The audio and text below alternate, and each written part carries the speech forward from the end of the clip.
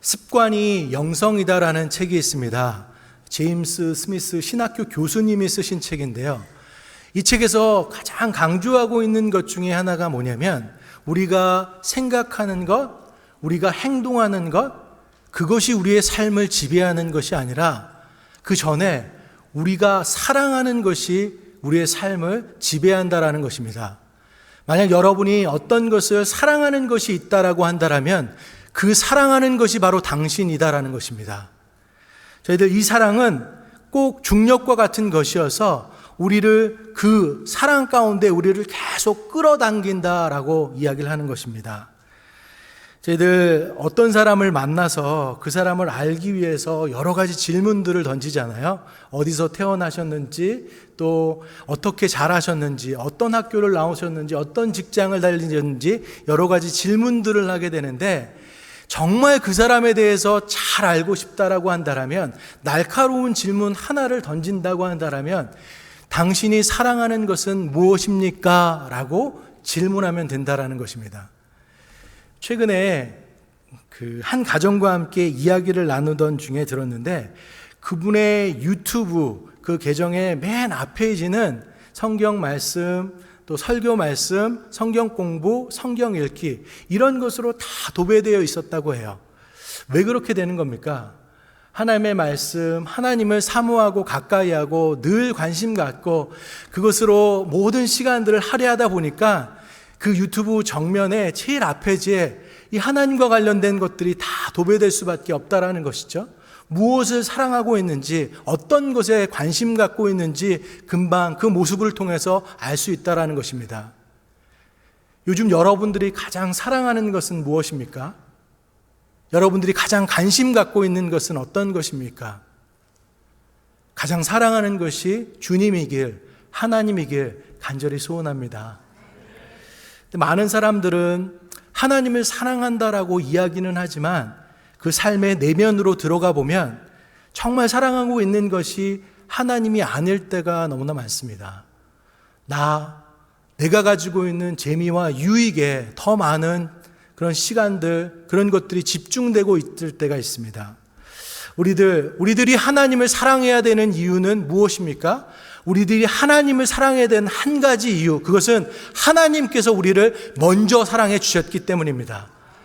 우리들 죄인된 우리들, 부족하고 연약한 우리들, 아무 쓸데없는 벌레와 같은 우리들 인간들인데 하나님께서 우리를 사랑하여 주셔서 예수님을 이 땅 가운데 보내주셨습니다. 우리가 감당할 수 없는 것을 예수님께서 십자가에 못 박혀 죽으시면서 저희들에게 구원을 허락하시고 영원한 생명을 허락하여 주셨습니다.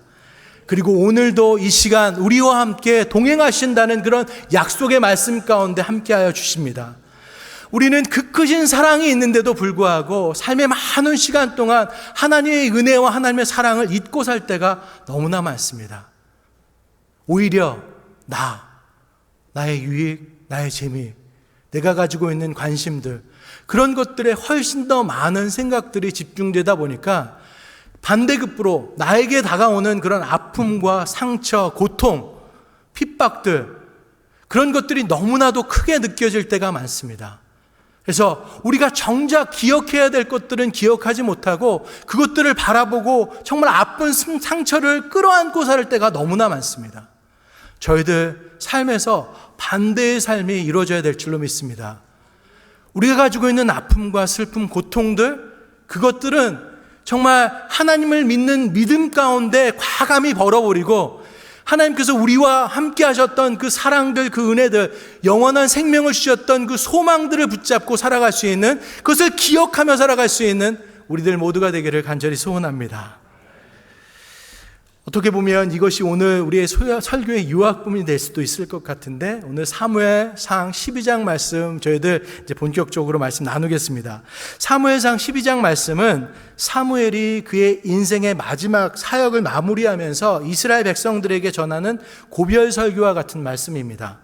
평생도록 설교했지만 이번이 마지막이었어요.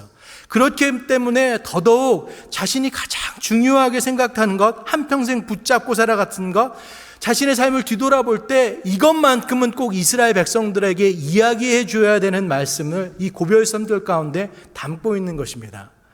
근데 그 시작이 심상치가 않습니다. 7절 말씀을 한번 볼까요?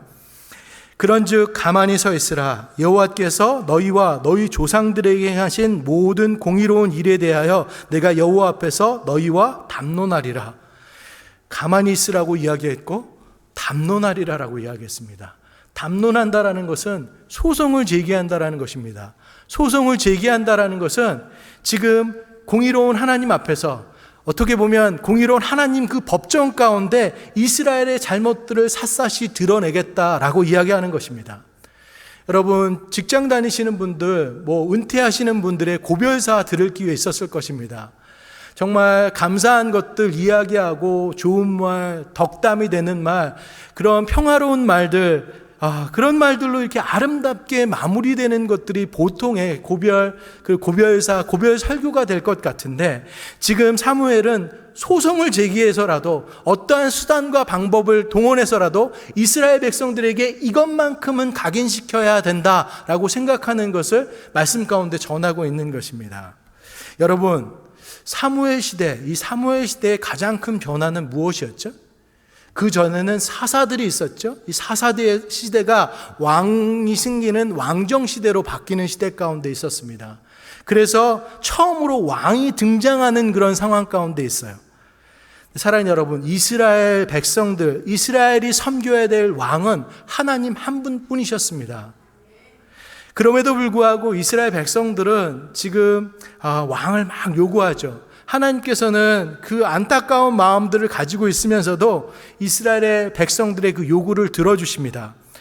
근데 그것이 옳아서 허락된 것이 아니에요. 우리 부모님들, 자녀들이 무엇을 사달라고 계속해서 마켓에서 쫄르면 다른 사람 보기 민망해서라도 그 장난감 사줄 수밖에 없습니다. 계속해서 무언가를 나이가 들면서 허락해달라고 이렇게 이야기하면 이건 안 좋은 길인데 라고 이야기하면서도 계속해서 요구하게 되면, 그래, 한번 해봐라. 한번 해보고 신나게 한번 고생해보고 엄마 아빠가 무슨 얘기했는지 한번 나중에 그 옳은 것들 깨달아서 다시 돌아와라. 이렇게 생각하면서 그것을 허락해 줄 때가 있습니다. 하나님도 그랬다는 것이에요. 사무엘은 그것을 알려주고 싶었던 거예요. 너희가 지금 요구하는 것들, 사울왕이 공식으로 취임되기는 했지만 이건 하나님께서 허락하셨다라기보다는 너희들이 끝끝내 계속해서 요구했던 것 하나님께서 들어줄 수밖에 없었던 것이다. 요는 이스라엘이 다른 나라와 같이 왕을 요구했던 것은 범죄한 것이었다. 하나님 앞에서 잘못된 것이었다라고 이야기하는 것입니다. 12절과 13절 말씀을 한번 보겠습니다. 너희가 암몬 자손의 왕 나하스가 너희를 치러 옴을 보고 너희의 하나님 여호와께서는 너희의 왕이 되심에도 불구하고 너희가 내게 이르기를 아니라 우리를 다스릴 왕이 있어야 하겠다 하였도다. 이제 너희가 구한 왕, 너희가 택한 왕을 보라. 여호와께서 너희의 왕을 세우셨느니라. 강조되는 것이 무엇입니까? 너희가 구한 왕, 너희가 택한 왕이라는 것입니다. 너희가 세운 왕으로 인해서 앞으로 펼쳐질 일들에 대해서 나중에 너희가 이런 핑계 저런 핑계 되어서는 안 된다라고 이야기를 하는 것입니다. 사무엘은 이미 8장에서 왕위 제도가 가지고 있는 불합리성을 다 이야기해 줬어요. 왕이 생기면 너희 아들들 군에 징집될 것이고 병기와 말을 끌게 될 것이고 또 노역하게 될 것이고 소출한 것의 일부를 또 왕에게 바쳐야 될 것이고 왕의 종, 왕의 노예가 될 것이라고 이야기했습니다. 근데 여기서 끝나지 않죠. 더욱더 안타까운 것은 훗날 이스라엘이 남북으로 분열되고 수많은 악한 왕들이 득세해서 나라 전체가 흔들리고 고통받고 결국에는 주변 국가들에게 포로 신세로 끌려가는 상황 가운데 놓여집니다. 그때 이 모든 것의 주동자, 이 패역한 왕들의 배교와 우상숭배가 다 원인이 되었던 것인데, 그때 가서 너희들이 세운 왕, 너희들이 요구한 왕, 그 왕들 왜 세우셨습니까? 이렇게 변명할 수 없다라는 것이죠. 이 모든 것들이 너희들이 결정한 것이고 그 책임도 당연히 너희들의 몫이다라는 것입니다. 이 모든 것들이 사람들의 욕심에 의한 것이었다라는 그것을 알려주고 싶었던 것입니다. 여러분, 인간은 근원적으로 이 책임을 전가하는 경향이 있습니다. 어떤 책임들이 오게 되면 그것을 변명하고 핑계대고 남에게 떠맡기는 그런 경향들이 있죠. 허태균 씨가 쓴 가끔은 제정신이라는 그런 책에 보면 그 저자의 아내와 아들이 나누는 대화가 소개되어져 있습니다. 시험을 마치고 이제 성적표를 가지고 왔는데 엄마가 아들한테 이렇게 질문하죠. 아들, 이번 시험 누가 1등 했어? 걔는 몇 점 맞았어? 이렇게 질문했는데 아들은 엄마, 이번 시험에서 누가 꼴등했대? 걔는 수학을 40점 맞았대. 지금 그렇게 이야기하면은 지금 이야기가 대화가 안 되니까 부모들은 막 속이 터지죠. 그러니까 부모들이 생각하는 질문과 자녀들이 대꾸하는 답이 전혀 엉뚱한 방향으로 흘러갈 때가 있다라는 것입니다. 하나님과 우리와 관계도 때론 이럴 때가 있다라는 것이죠. 우리가 정말로 우기고 또 하나님께 쫄라서 이것 하도 될까요? 기도를 기도 응답도 없는데 수백 번 하면서 우리의 마음을 하나님한테 관철시켜서 일을 진행하는데 하나님께서 묵묵무답으로 이렇게 있을 때 저희들 그 결과들이 안 좋은 경우들로 나오면 이 모든 책임을 다른 사람, 다른 환경, 다른 조건들, 그리고 심지어는 하나님 왜 나한테 이러셨어요? 하나님 나한테 이러시면 안 되지 않습니까? 하나님께서 심지어 나를 버렸다고 이야기하면서 그 책임을 전가하는 경우들이 있다라는 것입니다. 스스로의 책임을 하나님께 돌리고 하나님께 화살을 돌리고 그래서는 안 된다라는 것이죠. 왜냐하면 우리 하나님은 신실하신 하나님이시다라는 것입니다. 한 번도 나를 배신한 적도 없고 배반한 적도 없고 늘 우리에게 가장 좋은 것으로 준비하시는 하나님이시다라는 것입니다. 우리는 늘 변하지만 하나님은 변하시지 않고 우리 가운데 늘 곁에 계시면서 우리를 인도하고 지도하신다라는 것입니다. 우리가 만약 잘못했다라고 한다면 솔직하게 주님 앞에 나아가서 핑계대지 않고 무엇이 잘못됐는지 나의 잘못을 주님과 함께 온전히 고백될 때 그곳 가운데 새로운 시작이 시작될 수 있다라는 것입니다. 오늘 사무엘은 그것을 정확하게 가르쳐주기 위해서 정말 기이한 일들로 이것을 증명해내는데요. 17절 18절 말씀을 한번 확인해 보겠습니다. 오늘은 밀 베는 때가 아니냐, 내가 여호와께 아뢰리니 여호와께서 우리와 비를 보내사 너희가 왕을 구한 일 곧 여호와의 목전에서 범한 죄악이 큼을 너희에게 밝히 알게 하시리라. 이에 사무엘이 여호와께 아뢰매 여호와께서 그날에 우레와 비를 보내시니 모든 백성이 여호와 사무엘을 크게 두려워하니라. 지금 밀 베는 날이라고 했죠. 이제 날씨가 추수하는 날 아주 화창한 날이었습니다. 근데 그때 기도하면서 우레와 비 그것들을 기적적인 일들로 증명해내는 그래서 이렇게 시청각을 동원해서라도 지금 이스라엘 백성들의 잘못이 무엇이었는지 각인시켜주고 있습니다. 근데 저는 이 말씀 가운데 또 한 번 생각하게 되는 것이죠. 지금 사무엘상은 12장까지 왔습니다. 어떻게 보면 첫 번째 왕 사울이 취임하고 공식적으로 다 인정된 상태였어요. 먼저 사무엘이 기름을 부었죠. 이스라엘 백성 전체 앞에서 제비뽑기를 해서 한 족속 이렇게 더 들어가면서 사울이 이제 베냐민 지파 가운데 뽑혔습니다. 그리고 나서 이 사무엘상 12장 바로 앞에서는 암몬과의 전쟁 가운데 전쟁에서 승리하면서 백성들의 신임까지 얻었습니다. 지지도가 지금 70%, 80% 이상이 될 수 있도록 이스라엘 백성들 가운데 공식적인 이제 왕으로 이제 인정받는 순간이었어요. 그럼에도 불구하고 사무엘이 이야기를 또 꺼내는 거예요. 아까 전에 이스라엘이 섬겨야 될 왕은 하나님 한 분뿐이신 것, 그건 너무나도 당연한 것이고 또 하나 강조하고 있는 것이 뭐냐면 지금 너희들이 세워져 있는 그 왕이 암몬 전쟁과의 승리 가운데 승리하고 크게 보이지 모르겠지만 그것이 너희의 우상이 되어서는 안 된다라는 것입니다. 저희들 기도를 구함으로 기도의 열매를 맺을 때가 많이 있습니다. 근데 하나님께 그렇게 기도하면서 기도 열매를 맺은 그것들이 시간이 지나면서 그것이 우리의 우상이 될 때가 너무나 많다라는 것이죠. 팀 켈러 목사님의 내가 만든 신이라는 책에 보면 우리가 생각하는 그 우상이라는 것들이 자세히 들어가 보면 그것 자체가 그렇게 나쁜 것이 아닐 경우가 많다라고 이야기합니다. 잘 한번 생각해 보길 원합니다. 돈, 사랑, 우리 늘 사랑하고 우리의 가족들, 우리 형제들 끌어안아야 됩니다. 돈, 우리가 살면서 너무나도 필요한 필요 불가분한 것들입니다. 조금 더 자세하게 한번 들어가 볼까요? 가정과 자녀, 직업과 돈벌이, 성취와 평가, 안전하고 평안한 환경, 외모와 두뇌, 이성관계, 이것들 다 필요하고 꼭 그것 자체가 문제가 되는 것들이 아니에요. 우리 생활 가운데 필요한 것입니다. 하지만 그것들이 우리들이 오랜 기도 가운데 간절한 바람으로 바뀌면서 시간이 지나면서 이상하게 그것이 우리의 우상으로 바뀌어버릴 때가 많습니다. 그래서 그게 내가 만든 신이 되어버리고 그 우상이 나를 지배하는 모습들, 내가 사랑하는 것으로 인해서 그것이 나를 지배하는 모습들 가운데 나아갈 때가 많다라는 것입니다. 실제로 성장하는 기업을 위해서 열심히 기도했는데 그 기업이 성장해서 넌지 너무 바빠서 하나님을 섬기는데 걸림돌이 되기도 하고요. 우리가 학교와 또 직장들 정말 하나님께서 베풀어 주신 그 은혜 가운데 그것 가운데 유능함을 달래기 위해서 그렇게 기도하고 나아갔는데 출세가 잘못을 잡아서 하나님을 섬기는데 그것이 방해가 될 때가 있습니다.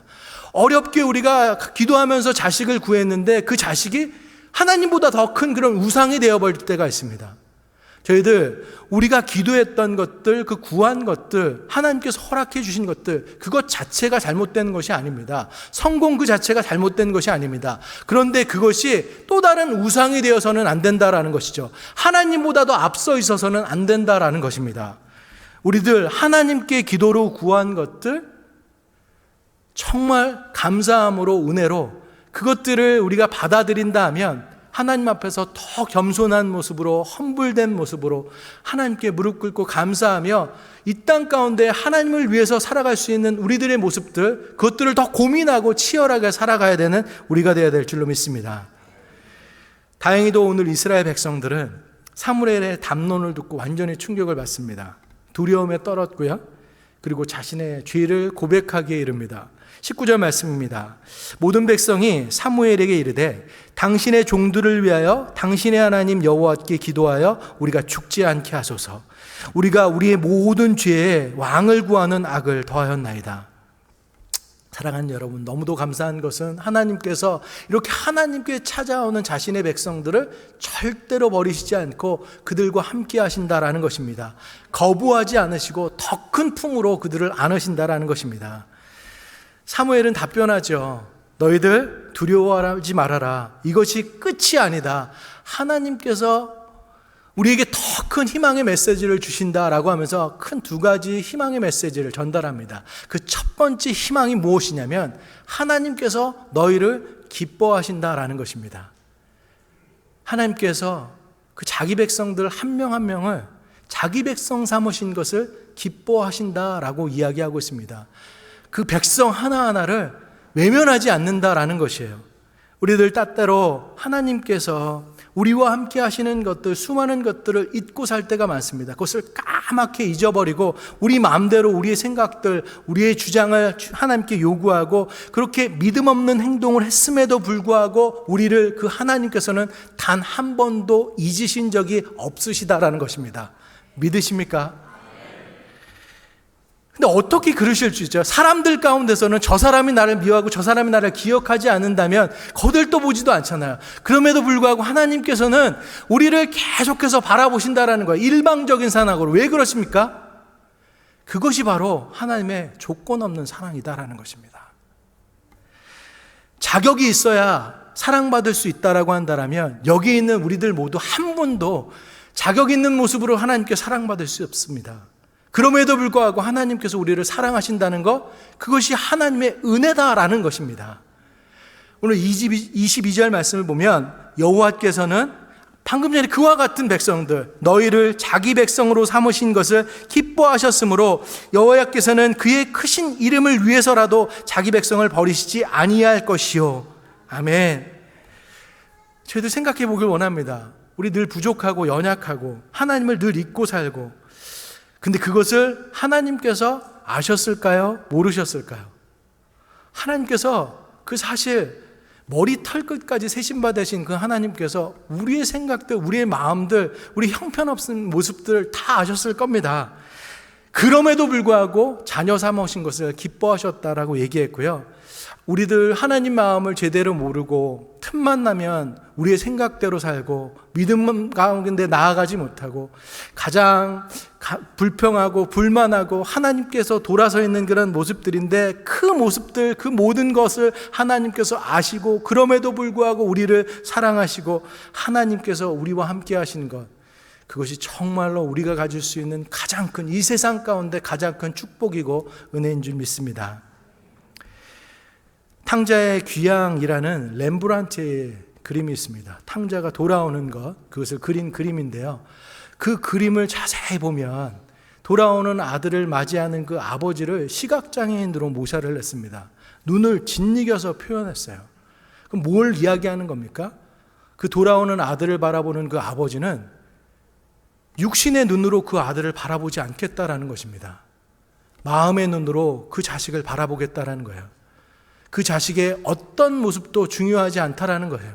그냥 그 모든 모습들, 쳐다보기도 모르고 싶은 누추한 그 모습은 완전히 다 눈 감아 버리고 돌아오기만 한다라면 그것으로 만족한다라는 것입니다. 그것으로 어떠한 이유도 따지지 않고 기뻐하신다라는 것입니다. 그것이 하나님의 사랑입니다.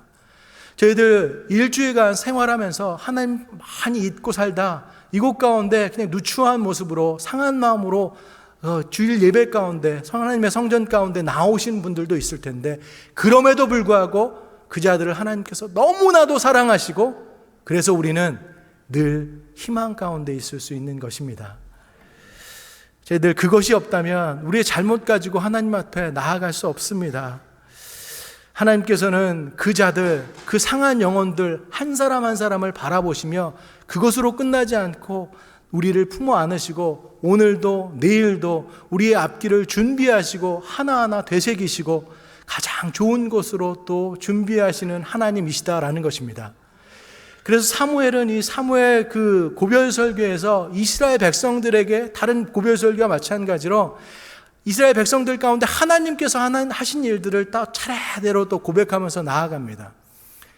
그 야곱을 통해서 애굽에 들어가게 하고, 모세와 아론을 통해서 다시 출애굽하게 하고, 여호와와 갈렙을 통해서 가나안 땅에 들어가게 하시고, 그리고 사사 시대, 그 험난한 시대 가운데 사사, 입다, 바락 여러 가지 사사들을 동원하면서 그 사사를 통해서 하나님께서 계속 필요한 사람을 붙이시면서 그 이스라엘 백성들을 돌보고 이끄시고 하루도 빼놓지 않고 그들과 함께 하셨던 그 하나님을 증명해냅니다. 우리들도 마찬가지인 것 같아요. 제가 예전 저희 집 동네 그 근처에 아스팔트 공사하는 것을 이렇게 유심히 관찰한 적이 있습니다. 한 달 정도 진행됐던 것이었는데요. 이 아스팔트 공사 처음에 울퉁불퉁하고 막 도료 노면이 매끄럽지 못해서 운전하는데 되게 불편했는데, 그것이 다 끝나니까 이제 매끄럽게 포장되고 안전하게 운전할 수 있었는데요. 그 공사가 가지고 있는 특징은 무엇이었냐면, 낮 시간에 사람들이 막 돌아다닐 때 그때는 공사하는 일이 없는 겁니다. 근데 밤 늦은 시간, 밤 11시, 12시 그때만 되면 이제 작업하는 사람들이 나와서 열심히 밤새도록 일을 하는 거예요. 그래서 만약 저녁에 왔다 갔다 하는 사람들은, 모르는 사람들은 그 다음날 아침에 가면 아스팔트가 다 파내어져 있고, 그 다음날 가면 새로운 아스팔트가 깔려져 있고, 그 다음날 가면 이렇게 촘촘하게 가는 선들이 있고, 뭐 포스트잇 같은 노란색 포신들이 그 차선들을 그려져 있고, 또 며칠 또 지나면은 거기서 안전한 그 이제 선명하게 그 도로의 선들이 이제 나열되어 있는 것. 그래서 공사가 완전히 끝나고 편안하게 울퉁불퉁했던 그 길 가운데 안전하게 이렇게 운전할 수 있는 그런 상황들이 된다라는 것이죠. 우리 하나님께서 일하시는 것들이 그렇다라는 것입니다. 우리들 삶 가운데 정말 움직이지 않으시는 것 같고, 일을 하나님께서 우리와 함께 아니하신 그런 모습들이 보일 때도 있지만, 그 하나님은 한 번도 우리를 위해서 쉬지 않으셨다라는 거예요. 매일 이스라엘 백성들 구름기둥 불기둥 눈동자처럼 지키고 만나와 메추라기를 먹이셨던 그 하나님께서 우리의 삶 가운데도 모든 필요를 아시고 먼저 나아가서 그 길들을 다 닦으시고, 그래서 매끄러운 길로 우리의 길을 앞서서 준비해 나아가고 계신다라는 것입니다. 우리는 그 하나님의 일하심, 어제도 그랬고 오늘도 그렇고 내일도 함께 하실 그 하나님을 찬양하면서 살아야 된다는 것입니다. 이사야서 49장 16절의 말씀에 보면 내가 너를 내 손바닥에 새겼고 너의 성벽이 항상 내 앞에 있나니 라고 했습니다. 이사야서 말씀은 바벨론의 포로로 끌려가 있는 이스라엘 백성들이에요. 어떻게 보면 희망도 하나도 없고 모든 것이 끝장나 있는 것 같은 그런 백성들, 그 백성들을 하나님께서 이스라엘 백성들 이름을 손바닥에 새겼다라고 이야기하고 있습니다. 우리들 중요한 약속이 있거나 준비물이 있거나 그럴 때 이것만은 꼭 잊지 않으면 안 된다. 내일 꼭 잊지 않으면 안 된다. 세수할 때라도 한번 봐야 된다라고 했을 때 볼펜으로 이렇게 손바닥에 무엇을 쓰죠. 근데 시간이 지나면 그 볼펜으로 썼던 것들은 이게 땀도 배기고 시간이 지나면서 이게 다 지워질 수밖에 없습니다. 하지만 하나님께서는 그 모든 것들을 손바닥에 새기셨다라고 했어요. 근데 어떤 거를 새겼냐면 여러분 각자 이름들 하나하나를 다 새겼다라는 것입니다. 그리고 너의 성벽이 내 앞에 있다라고 했어요. 하나님께서는 예루살렘 그 성벽을 지키시면서 눈동자처럼 지키고 계신데 그 이스라엘 성벽을 지키셨던 것처럼 우리들 한 사람 한 사람 이름들 그것들 손바닥에 새기고 지키시고 끌어안으시고 가장 좋은 것으로 그 삶을 인도하고 계신다라는 것입니다. 그렇게 우리들 한 명 한 명은 하나님께 소중한 존재고 거룩한 존재고 소중한 자녀들이다라는 것입니다. 맥스 루카이더 목사님의 주와 같이 길 가는 것이라는 책에 보면 이런 글이 있습니다. 한번 제가 여러분들 위해서 읽어드릴게요. 여러분 잘 들으시면 좋을 것 같습니다. 내 옷장에는 별로 입지 않은 스웨터 하나가 걸려있다. 너무 작다. 소매도 너무 짧고 어깨도 너무 좁다. 단추도 몇 개 떨어져 나갔고 실밥도 다 라해졌다. 합리적으로 생각하자면 나는 그 스웨터를 치우고 공간을 넓혀야 된다. 그것이 논리의 말이다. 그러나 사랑 때문에 나는 그럴 수 없다. 스웨터에 얽힌 독특한 사연이 나로 하여금 스웨터를 버리지 못하게 한다. 남다른 사연이란 무엇인가? 그것은 그 스웨터가 할머니의 애틋한 모정이 표현된 작품이라는 사실이다. 그런 의미에서 그 스웨터는 유일무이한 것이다. 다른 것으로 대신할 수 없다. 실가닥 하나하나 정성스레 고른 것이다. 실밥 하나하나 사랑으로 택한 것이다. 지금 목사님이 말씀하고 있는 것이 뭡니까? 옷장에 안에 있는 그 스웨터 단 하나밖에 없는 것이다라는 거예요. 대량 생산해서 만들어진 것 아니고 지금 어떤 조립 라인에 의해서 짜맞춰진 어디서나 구할 수 있는 그런 옷이 아니다라는 것입니다. 우리도 옷장 속 스웨터처럼 똑같습니다. 하나님께서 최고의 장인인 하나님께서 우리를 만드셨어요. 제가 여러분 이 위에서 여러분들 한 분 한 분을 보는데 다 다른 색상의 옷들과 얼굴과 모양으로 다 이렇게 특별하게 만들어져 있는 그런 모습들을 바라보게 됩니다. 하나님께서 여러분 한 분 한 분을 여러분에게 꼭 필요한 실가닥 하나하나 그것들을 사랑하셔서 지금껏 빚으시고 지금 이 땅 가운데 지금 이 순간까지 만들어가고 계시다라는 것입니다. 그렇게 우리 모두는 너무나도 소중한 존재예요. 맥스 루카이더 목사님의 옷장 속 스웨터를 버리지 못하지만 하나님께서는 우리를 절대로 버리시지 않고 끝까지 포기하지 않으시고 우리를 붙잡고 계신다라는 것입니다. 그 하나님의 사랑이 극명하게 나타난 것이 어디예요? 바로 십자가의 사랑이십니다. 요한일서 4장 10절에 보면 사랑은 있으니 우리가 하나님을 사랑한 것이 아니요 오직 하나님이 우리를 사랑하사 우리 죄를 위하여 화목제로 그 아들을 보내셨음이니라. 우리의 사랑이 먼저가 아닙니다. 늘 하나님께서 우리를 먼저 사랑하셨어요. 우리를 아시고 우리를 위해서 예수님을 이 땅 가운데 보내셔 주셔서 예수님께서 우리를 위해서 십자가에 못 박혀 죽으셨습니다. 사랑의 가장 완전한 표현은 무엇입니까? 여러분들 자녀들 가운데 여러분들이 보낼 수 있는 가장 큰 사랑은 무엇이에요? 여러분 생명 놓으실 수 있습니까? 주님 하나님께서 우리를 위해서 자신의 생명을 내어주시면서 완전한 사랑을 주셨어요. 그렇게 우리는 소중한 사랑이다라는 것입니다. 성경의 곳곳에서는 하나님께서 예수님의 핏값 주고 사신 우리들, 하나님의 자녀된 우리들을 얼마나 사랑하고 계신지 그 감격을 주체할 수 없는 것, 그렇게 표현된 것을 곳곳에서 볼 수 있습니다. 우리는 그 하나님의 사랑하는 기쁨의 존재로서 살아갈 때 이 땅의 그 귀한 자녀로서의 정체성을 가지고 살아갈 때 이 땅 가운데 우리는 더 이상 낭망할 필요가 없습니다. 하나님의 기쁨으로 나아갈 수 있고 그곳이 바로 희망이 있다라는 것입니다. 주님만이, 오늘 찬양할 때 주님만이 나의 소망이다라고 우리 찬양했습니다. 입술의 고백이 아니라 정말 마음속에 우러나는 하나님, 주님만이 우리의 소망 되기를 간절히 소원합니다. 우리들에게 있어서 두 번째 희망은 무엇일까요? 사무엘은 지금 이야기합니다. 우리의 반응이 중요하다고. 우리가 마음을 다하여 진실히 여호와만을 섬기라라고 이야기하고 있습니다. 간곡히 이스라엘 백성들에게 요청하고 있는 거예요. 하나님께서 우리를 기쁘게 생각하신다라는 것으로 거기서 멈춰서는 안 된다는 거죠. 손과 손이 마주쳐야지 소리가 납니다. 하나님께서 우리를 너무나도 기뻐하셨어요. 버리시지 않으시고. 그렇다면 우리도 그 하나님의 사랑에 감격해서 이제 우리의 몫을 감당해야 된다는 것입니다. 여호와를 경외하고 온전히 섬길 수 있는 자들이 되어야 된다는 것입니다. 그곳 가운데 두 번째 새로운 희망이 있을 수 있다는 것입니다. 사무엘은 20절과 24절에 이렇게 기록하고 있습니다. 사무엘이 백성에게 이르되 두려워하지 말라. 너희가 과연 이 모든 악을 행하였으나 여호와를 따르는 데서 돌아서지 말고 오직 너희의 마음을 다하여 여호와를 섬기라. 24절 너희는 여호와께서 너희를 위하여 행하신 그 큰 일을 생각하여 오직 그를 경외하며 너희의 마음을 다하여 진실히 섬기라. 공통된 말은 무엇이에요? 마음을 다하여 여호와를 섬기라, 진실히 섬기라라고 이야기하고 있습니다.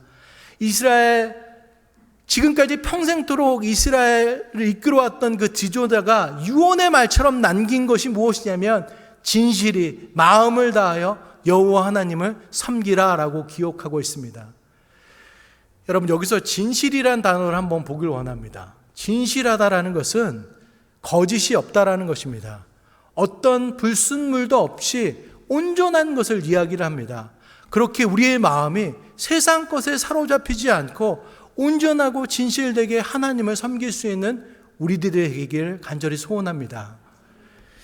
프로야구 감독 중에 지금 현역에서 뛰지는 않은 것 같은데 김성근 감독이라는 분이 계십니다. 남자 형제님들은, 야구 좋아하시는 분들은 너무나도 잘 아실 것 같은데요. 지독한 훈련으로 아주 유명하신 분입니다. 근데 그 감독이 기술 못지않게 중요하게 생각하는 것이 사람의 마음가짐입니다. 사람이 어떠한 마음가짐을 가지냐에 따라 그 태도도 틀려진다라는 거죠. 그래서 평소에는 할 수 없는 것도 할 수 있고 할 수 있는 것도 때로는 할 수 없을 때가 있다라는 것입니다. 그래서 타자들에게 요구하는 것이 뭐냐면 하루에 1000번 이상 스윙을 꼭 해라라고 이렇게 이야기를 하는데, 그렇게 스윙을 하다 보면 기술적인 것이 느는 것도 느는 거지만 더 중요한 것은 비 오듯 땀을 흘리면서 계속 생각을 하게 된다는 거예요. 내가 야구 선수로서 지금 이 자리 가운데 이렇게 스윙하는 이유는 무엇이지? 내가 지금 스윙하고 있는 모습, 이 폼이 가장 좋은 모습일까? 그럼 나에게 가장 알맞는 폼은 어떤 것인가? 계속 스스로에게 질문하면서 생각하면서 지금 경기 외적으로 그동안 힘들었던 것, 잘 안 풀렸던 것들, 그런 것들을 다 제하해버리고 이제 공에 집중하게 되고 자식이 자신에게 가장 알맞은 스윙 폼을 만들어낼 수 있다는 것입니다. 근데 우리들도 마찬가지인 것 같아요. 우리들 스스로에게 질문하고 하나님께 계속 기도하면서 나아가야 된다는 것이죠. 나는 왜 그리스도인으로 오늘 여기에 서 있는가? 나를 향한 하나님의 계획, 그 크신 계획은 무엇이지? 만약 내가 하나님을 기쁘시게 해드린다라고 하면 내가 어떠한 모습으로 서 있을 때 하나님이 기쁘시게 여기겠지? 그런 스스로의 질문들을 계속 나가야 된다는 거예요. 그런 끊임없는 질문들, 주님을 진실하게 따르고자 하는 우리의 마음들이 있을 때 하나님께서 우리들 가운데 세상에 속해 있던 그런 불순물들, 안 좋은 생각들 다 걷어내시고 정말로 주님 앞에 성실한 모습으로, 진실된 모습으로, 온전한 모습으로, 순결한 모습으로, 겸비한 모습으로 하나님 앞에 설 수 있는 우리들의 모습이 될 수 있다는 것입니다. 그렇기 때문에 우리는 수없이 물으시고 수없이 기도하고 하나님과 대화하는 시간을 가져야 됩니다.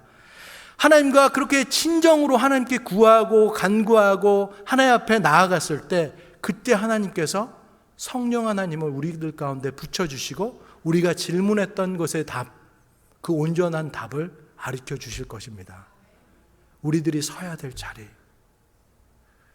하나님께서 기뻐하시는 모습이 어떤 모습이고, 하나님께서 나에게 특별한 은사들을 무엇을 주었는데 이 은사가 하나님께서 사용되기 원하는 모습들은 어떠한 모습인지 세세하게 정확한 음성으로 하나님께서 알려주실 줄 믿습니다. 그러한 진실한 사람들은 하나님의 음성을 듣고 이제 믿음의 발걸음을 뛸 수 있다라는 것이죠. 그 믿음이 행동으로 증명될 수 있다라는 것입니다. 진실이 섬긴다라는 단어는 행동으로 그 믿음을 증명해내는 것입니다. 주님께서 그 십자가 부활이 함께 움직였듯이 우리의 믿음과 행동이 같이 함께 움직이면서 하나님을 진실하게 섬기는 모습들로 나아갈 수 있다는 것입니다. 지난주 BBS가 일주일 동안 정말 교회 시끌벅적하게 우리 아이들이 온 사방을 돌아다니면서 정말 아름답게 잘 은혜 가운데, 주님의 은혜 가운데 마쳤습니다.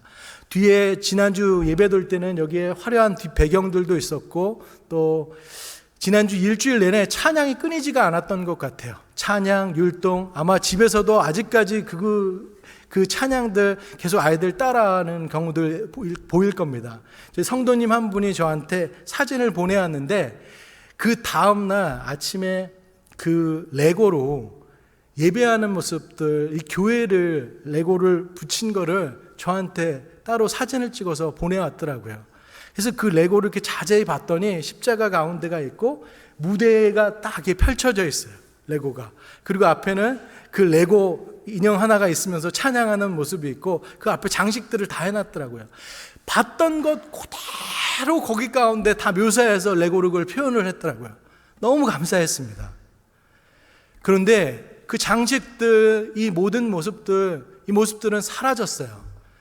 이제부터 우리들의 몫입니다. 여러분 한 사람 한 사람이 그 수많은 장식들과 찬양과 율동의 몫을 다해서 정말 우리 다음 세대들이 어떻게 하나님이 우리의 삶의 주인이시고 구원자 되시고 내 삶을 이끌어 가시는 그런 참 목자 되심을 여러분이 삶의 모습들로 말씀을 지키고 기도하는 모습들 가운데 그것을 보여줄 때 그들이 다른 방향으로 흩어지지 않고 여전히 이 땅 가운데 교회가 소망이고 우리 성도가 소망임을 보여줄 수 있습니다. 하나님께서 타락되는 이 세상 가운데 안타까운 모습들이 있을지 모르겠지만 여전히 세상이 교회가 뭐라고 하고 성도들 믿는 자들이 뭐라고 한다라고 하면 그곳 가운데 소망이 있어서 그런 것 아닐까요? 여전히 교회를 공격하고 성도들을 이렇게 비아냥거리는 것은 우리들의 올바로 걷는 그런 모습들, 사탄, 마귀들이 싫어하고 그것을 부정하고 어떻게 하면 더 악한 모습으로 갈까 그것을 부정하기 위해서 공격하고 있다면 우리들이 하나님의 소망되고 하나님의 희망되어 줄 수 있는 우리들의 모습 되기를 간절히 소원합니다. 두 가지 희망을 말씀드렸습니다. 주님만이, 하나님만이 우리의 소망되고 우리들의 그 하나님께서 우리를 기뻐하심으로 인해서 우리 또한 하나님의 소망되기를, 희망되기를 간절히 소원합니다. 저희들 말씀을 마무리합니다. 초대교회 때 주 156년에 아시아 지방에서 기독교가 박해가 일어나기 시작했는데 로마 제국은 명확한 이유도 없이 몇몇 기독교인들을 처형하기로 결정했습니다. 몇몇 주요 그 기독교인들, 상징적인 인물들이어야 돼서 그때 당시 교회의 지도자였던 폴리캅을 체포했는데 그 폴리캅 86살이었습니다. 그를 처형하는 것에 큰 목적이 있는 것이 아니었죠. 어떤 수단과 방법을 통해서 회유하게 하고 신앙을 부인할 수 있도록 하게 돼서 다른 사람들을 동조하게 만들려는 그런 목적이었습니다. 그러나 수많은 회유와 압박에도 불구하고 그는 이렇게 이야기했습니다. 나의 인생, 86년의 인생은 나는 그분의 종으로 살았습니다. 그분의 종으로 살았으면 그분께서 할 수 있는 것 다 할 수 있잖아요. 그렇지만 주님은 나에게 단 한 번도 나를 서운하게 한 적이 없다라고 고백했습니다. 그런데 내가 어떻게 주님을 부인할 수 있겠습니까? 라고 고백했습니다. 당시 폴리캅을 위시해서 초대교회 신자들은 주는 그리스도시요 살아계신 하나님의 아들이십니다라고 고백하고 예수님께서 단 한 번도 나를 부인한 적이 없는데 내가 주님을 부인할 수 없습니다라고 해서 마지막을 그렇게 고백하면서 그 생을 마감하는 모습이었습니다. 초대교회 성도들, 우리와 크게 다를 거다라고 생각하기면 오산입니다. 그들도 죽음이 두려웠고 아픔이 있었고 고통이 있었습니다. 하지만 주님이 나를 한 번도 거부한 적이 없었기 때문에 나도 거부할 수 없다라고 고백하며 마지막 믿음의 길을 걸었습니다. 여러분들은 어떻습니까? 요즘 기독교인들, 우리가 성도라고 이야기하고 그리스도인이라고 이야기하지만 참 그리스도인들 정말 많이 보지 못한 경우도 있는 것 같습니다. 입술에서는 십자가를 고백하고 찬송을 부르지만 내 삶 속에는 십자가를 피해가는 모습들 가운데 있을 때가 있습니다. 여러분, 십자가 없이 부활의 영광도 없습니다. 십자가 없는 그 부활의 영광만을 저희들 꿈꾸면서 값싼 은혜를 구하는 것이 아니라 저희들 주님의 참된 제자라고 이야기하면 십자가, 내게 맡겨진 십자가 끌어안으면서 주님의 희망되기를 간절히 소원합니다. 우리도 주님께서 우리를 자기 백성 삼으신 것을 기뻐하셨다라고 한다면 하나님께서 하나님 되심으로 인해서, 나의 참 목자 되심으로 인해서, 나의 구원자 되시고 구세주 되심으로 인해서 내가 하나님의 기쁨이 되겠습니다. 나 주님의 기쁨 되길 원하네, 그렇게 고백할 수 있는 우리들 되길 원합니다. 이번 한 주 그 믿음의 고백 가운데 살아가길 원합니다. 한 명 한 명 걸어가는 그곳이 여러분 하나님을 증명하는 움직이는 교회 돼 주십시오. 그래서 하나님께서 정말 우리를 통해서 소망되시고 기뻐하시는 그 모습으로 나아가는 저와 여러분 되기를 간절히 소원합니다. 기도하시겠습니다.